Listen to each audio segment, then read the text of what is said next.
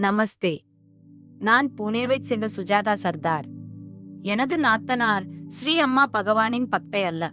ஆரம்பத்தில் அவர் ஹோமங்களுக்கான தட்சிணையை மட்டுமே அளித்து வந்தார். அவற்றில் நேரிடையாகவோ அல்லது இணையம் வழியாகவோ கலந்து கொள்வதில்லை. அவருக்காக ஸ்ரீ அம்மா பகவானிடம் தட்சிணையை சமர்ப்பிக்கும் போதெல்லாம் அவரது மனமார்ந்த பிரார்த்தனைகள் அனைத்தும் நிறைவேற வேண்டும் என்று நான் வேண்டிக் கொள்வேன். ஒரு தாயாக தனது குழந்தைகளின் கல்வி, முன்னேற்றம் மற்றும் வேலைவாய்ப்பு ஆகியவை குறித்த கவலையே அவருக்கு எப்போதும் முதன்மையாக இருந்தது. ஸ்ரீ அம்மா பகவான் அருளால் அவர் படிப்படியாக ஹோமங்களில் பங்கேற்கத் தொடங்கினார். அதன் விளைவாக அவரது பிரார்த்தனைகள் ஒவ்வொன்றாக நிறைவேறின.